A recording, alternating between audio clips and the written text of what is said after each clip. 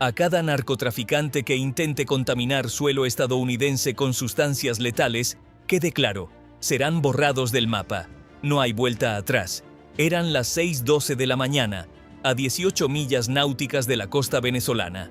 Un tramo de aguas internacionales aparentemente tranquilo estaba a punto de convertirse en el epicentro de una crisis diplomática armada. El USCG Stone, un cutter clase Legend, equipado con un cañón automático de 57 milímetros, avanzaba hacia el norte monitoreando una de las rutas de narcotráfico más activas del hemisferio. El radar mostraba un panorama limpio. La tripulación comenzaba el turno diurno sin sospechar que el peligro ya estaba cerrando distancia. Entonces, impactaron los primeros proyectiles. Fuego pesado de calibre 14.5 milímetros atravesó el agua y destrozó la barandilla de popa del Stone, junto con varios soportes de antena, lanzando chispas por toda la cubierta. Las alarmas estallaron al instante. La tripulación corrió hacia sus posiciones de combate. En el puente, el comandante tuvo apenas segundos para decidir si evadir, mantener rumbo o devolver el fuego. Lo que debió ser una patrulla antinarcóticos de rutina acababa de convertirse en un ataque directo contra un buque estadounidense en aguas internacionales, con repercusiones políticas que trascendían cualquier horizonte visible. Antes de seguir, pregúntate esto: si un patrullero extranjero abre fuego contra un cutter americano al amanecer, ¿qué esperarías que esa tripulación hiciera en los primeros 10 segundos? Únete a Military Power dando me gusta y suscribiéndote para mantenerte informado sobre cómo evoluciona la situación en el Caribe. Este enfrentamiento matutino no fue un malentendido aislado, fue el resultado de semanas de tensión creciente en el Caribe Sur, donde la Guardia Costera de Estados Unidos, la Marina y agencias de inteligencia federal rastreaban un aumento alarmante en las salidas de narcóticos desde puertos venezolanos. Cada cutter desplegado en la zona había sido alertado de que la región estaba al rojo vivo, y el USCGC Stone se encontraba posicionado exactamente sobre uno de los corredores de contrabando más transitados del continente.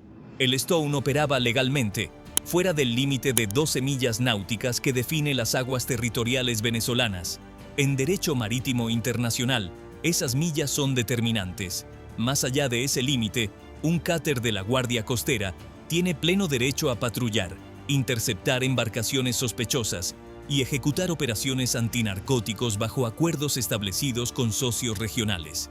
Y eso era exactamente lo que hacía el Stone en las horas previas al primer disparo: escanear contactos de superficie metódicamente a lo largo de una ruta que ha transportado toneladas de cocaína hacia el norte cada año. Esa mañana, un contacto en particular llamó la atención: una embarcación pequeña que navegaba hacia el norte con su transpondedor AIS apagado mostraba patrones erráticos de navegación. Las tripulaciones de los cutters ven contactos oscuros todo el tiempo, pero este se comportaba como un contrabandista intentando ocultar un encuentro clandestino o usar tráfico mayor como pantalla. Los sensores del Stone rastrearon sus fluctuaciones de velocidad, los extraños patrones de deriva y la negativa a transmitir identidad. El cutter ajustó ligeramente su rumbo para mantener vigilancia, pero el panorama general a su alrededor estaba cambiando rápidamente. Días antes, funcionarios estadounidenses habían advertido públicamente que varios botes de droga que salían de puertos venezolanos parecían operar con respaldo de carteles. Washington lo enmarcó como un asunto de cumplimiento legal. Caracas respondió ferozmente, acusando a Estados Unidos de invadir su zona económica exclusiva costera y militarizar las patrullas antinarcóticos. El gobierno venezolano afirma que eso ocurrió dentro de su zona de exclusión económica. En otras palabras, esencialmente en su territorio oceánico. La tensión no quedó en segundo plano. Coloreó cada decisión que se tomaba sobre el agua. Así que cuando un patrullero venezolano apareció en el radar y cerró distancia inesperadamente con el Stone, el equipo de guardia no lo tomó a la ligera. Las suposiciones iniciales fueron cautelosas. Quizás un intento de inspección, quizás un malentendido de navegación. Pero el comportamiento marítimo estándar dicta ciertas cosas: llamadas por radio, señales de identificación, un vector de aproximación predecible. El bote venezolano no proporcionó ninguna de ellas. Se acercó rápido en un ángulo que se estrechaba como si intentara acorralar al Stone o probar su respuesta.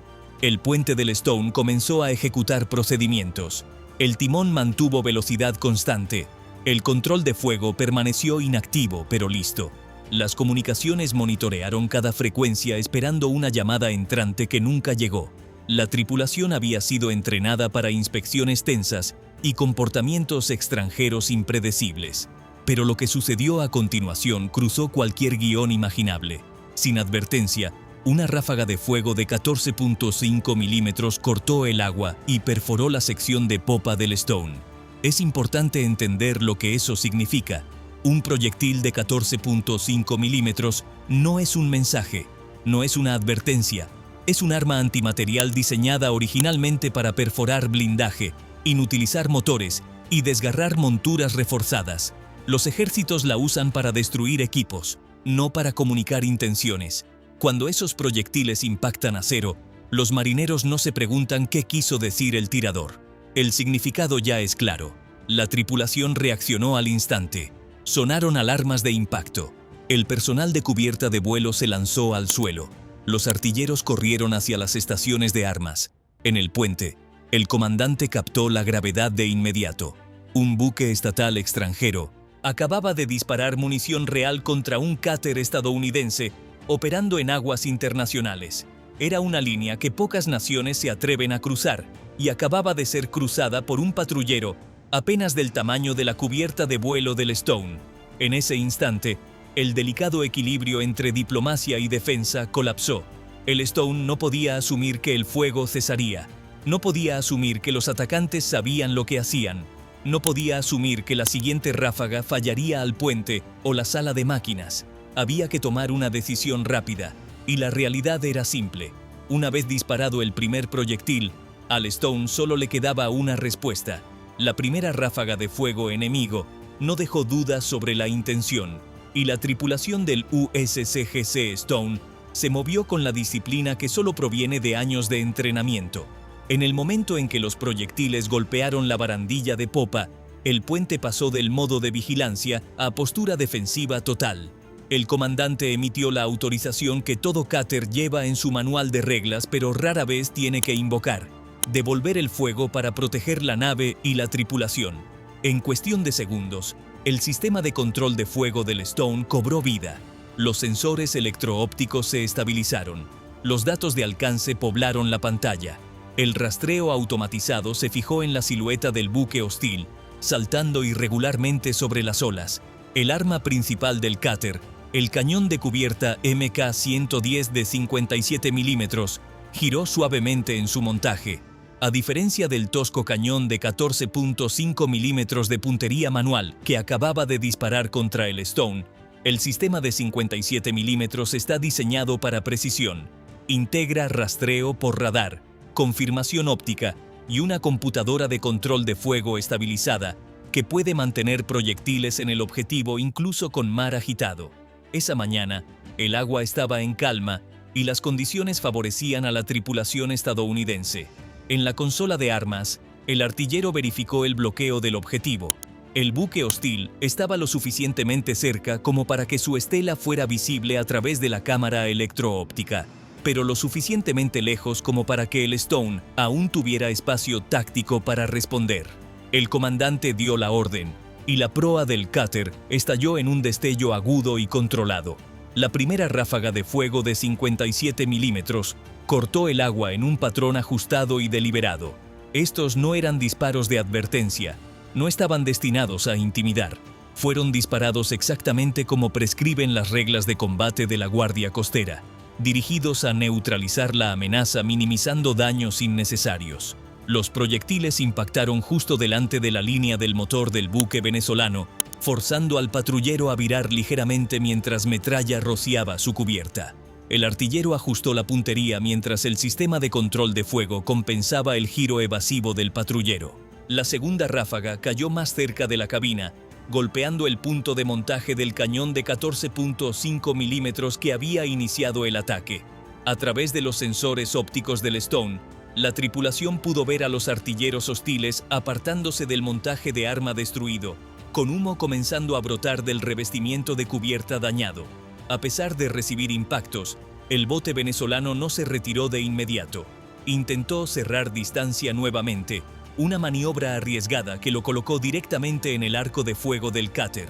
El Stone respondió con una tercera descarga estrechamente controlada, esta vez apuntando a la estructura superior del buque, donde probablemente se alojaban sensores y controles. Varios proyectiles golpearon el área de la cabina, forzando al patrullero a guiñar violentamente a babor. Una columna de humo oscuro se elevó cuando otro componente interno falló. En ningún momento la tripulación del Stone excedió sus reglas de combate.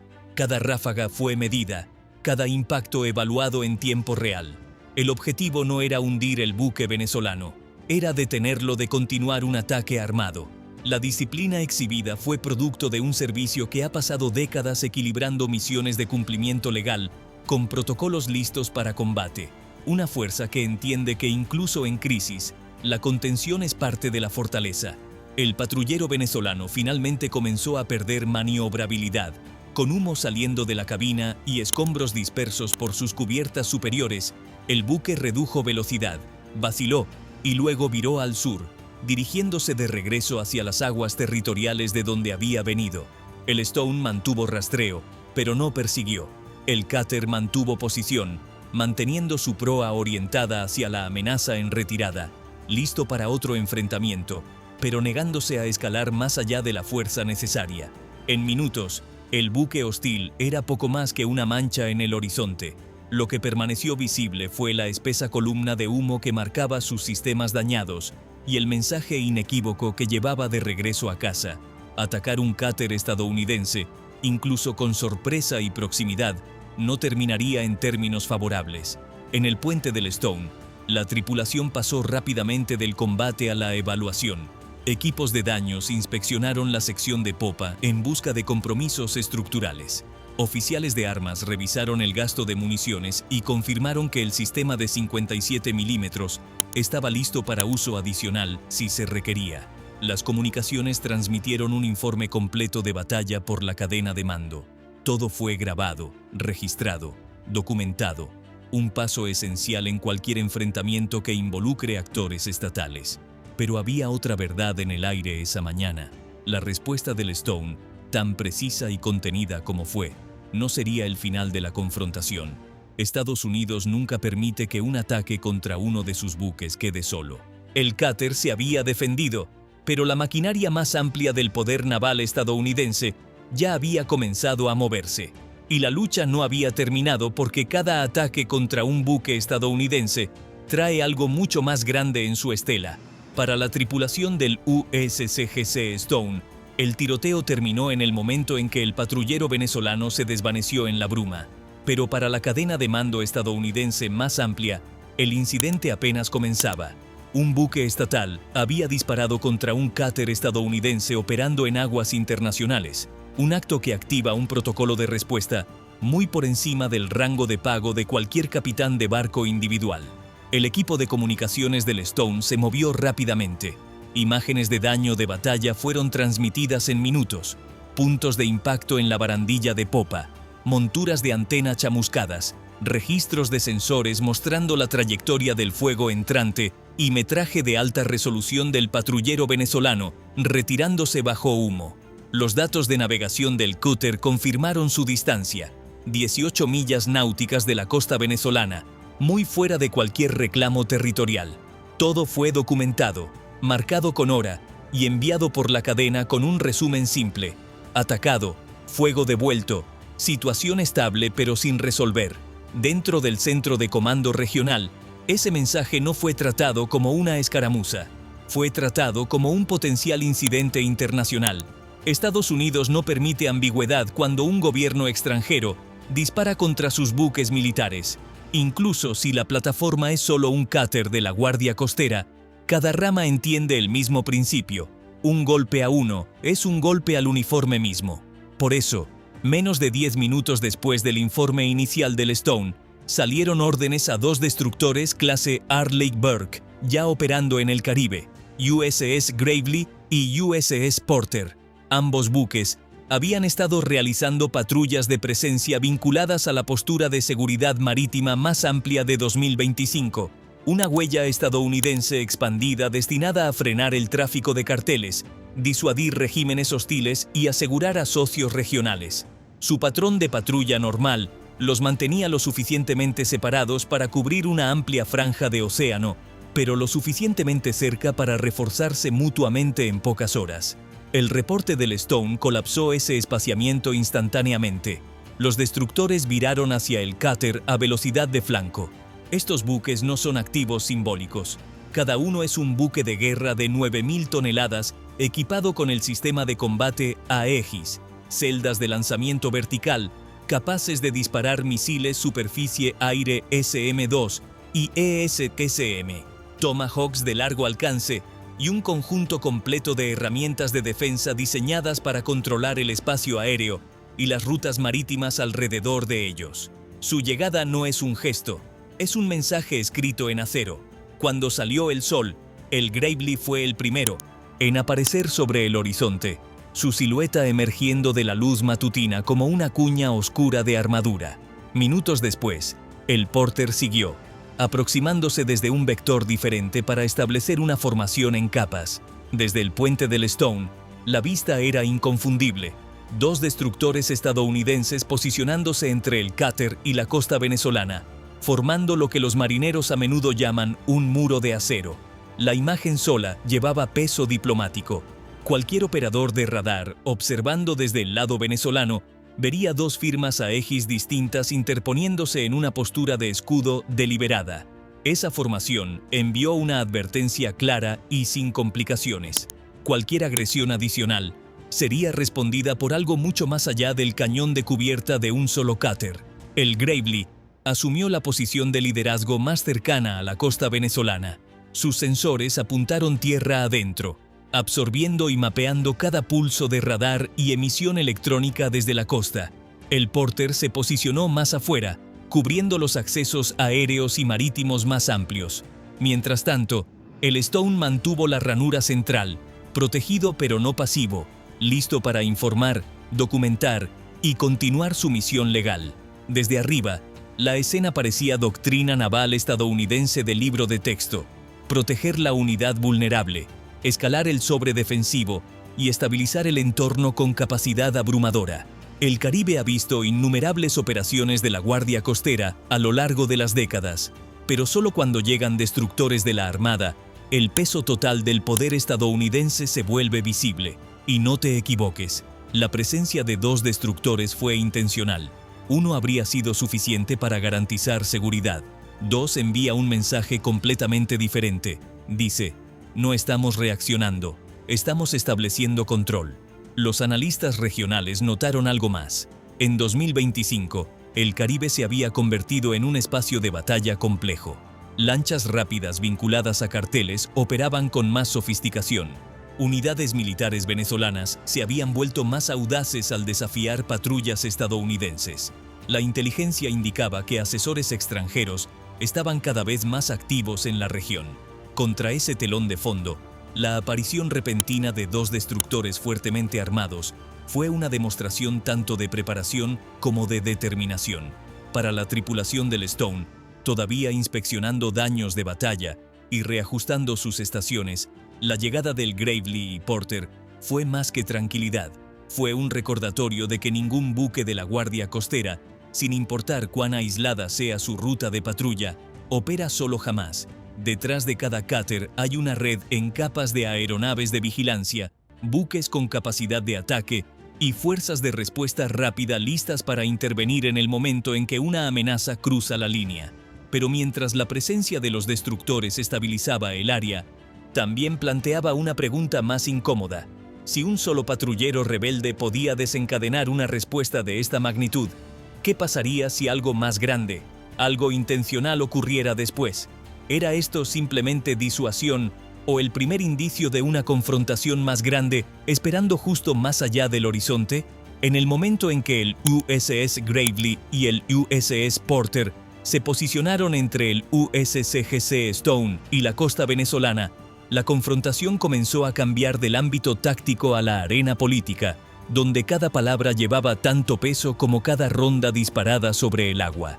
Caracas, buscando apoderarse primero de la narrativa, anunció que el tiroteo había sido nada más que un error de identificación, insistiendo en que su patrullero había reaccionado bajo la creencia de que un buque desconocido estaba sondeando zonas marítimas sensibles y que la ráfaga de fuego de 14.5 milímetros reflejaba confusión en lugar de intención. Washington, sin embargo, respondió con una refutación firmemente documentada, enfatizando que el Stone había estado operando mucho más allá del límite de 12 millas náuticas, realizando una patrulla antinarcóticos legal, y que el buque venezolano no había emitido ni una llamada de radio, ni intentado ninguna forma de identificación antes de abrir fuego.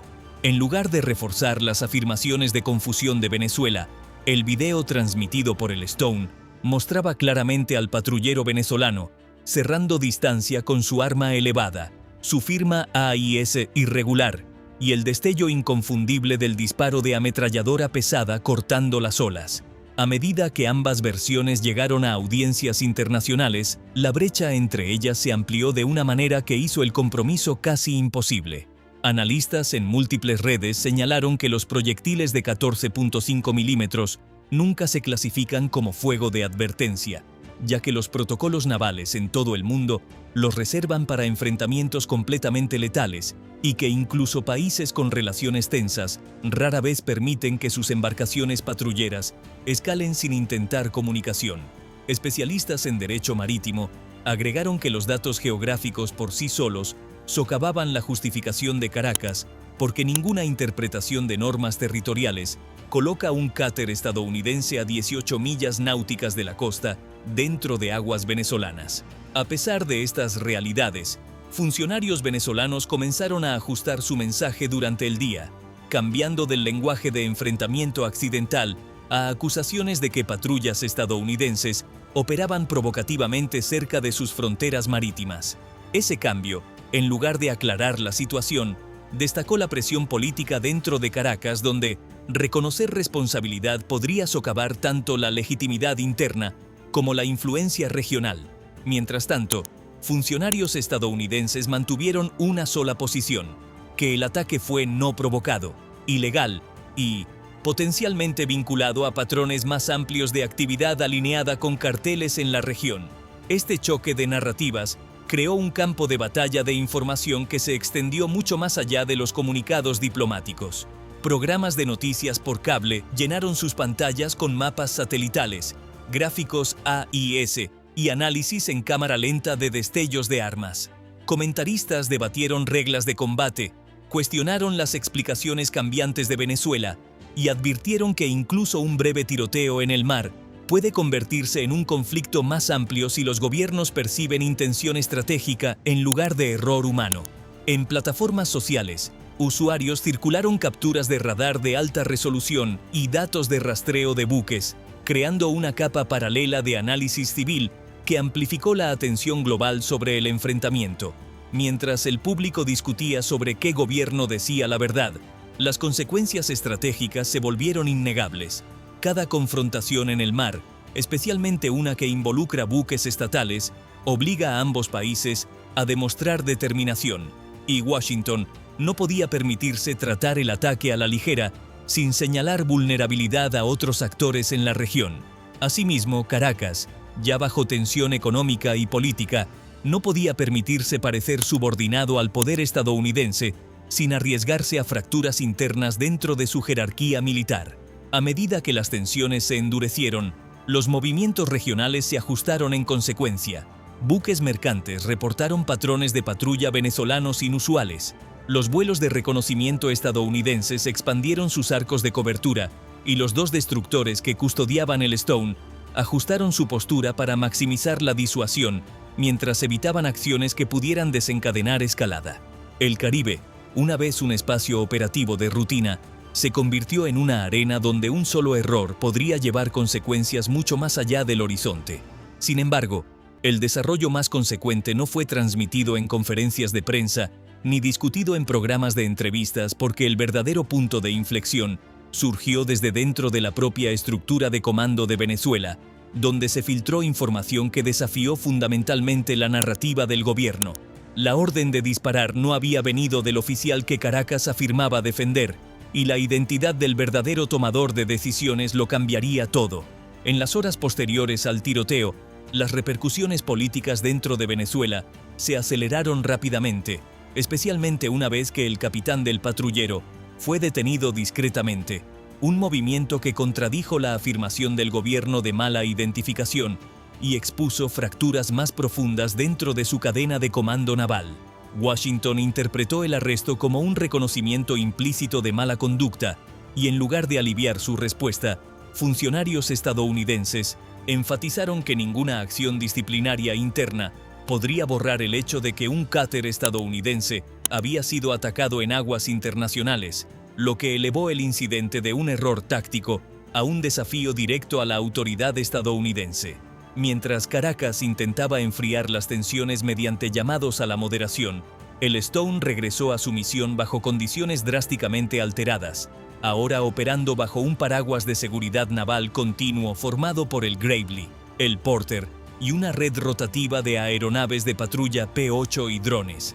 Esta postura reforzada señaló un cambio estratégico más amplio, ya que Estados Unidos reconoció que las tripulaciones de la Guardia Costera que trabajaban cerca de aguas venezolanas ya no enfrentaban solo traficantes, sino también la posibilidad de escalada respaldada por el Estado, lo que difuminó la separación tradicional entre patrullas de cumplimiento legal y presencia militar avanzada. A medida que los comandantes estadounidenses adoptaron este nuevo modelo, los planificadores destacaron cómo una postura conjunta, armada guardia costera, disuadiría futuros incidentes, probaría el comportamiento adversario y estabilizaría una región donde las redes criminales y la tensión política se superponen cada vez más. Mientras tanto, Venezuela luchaba con el costo político de sus explicaciones cambiantes, mientras oficiales militares cuestionaban si el gobierno había empujado a su propia armada a una confrontación que nunca podría esperar ganar. A través del Caribe, las rutas de navegación se desplazaron, los socios regionales aumentaron el intercambio de inteligencia y las tripulaciones de la Guardia Costera recibieron nuevas directrices que reflejaban un entorno operativo más peligroso. Lo que comenzó como un breve choque en el mar había remodelado silenciosamente el equilibrio de poder en todo un teatro.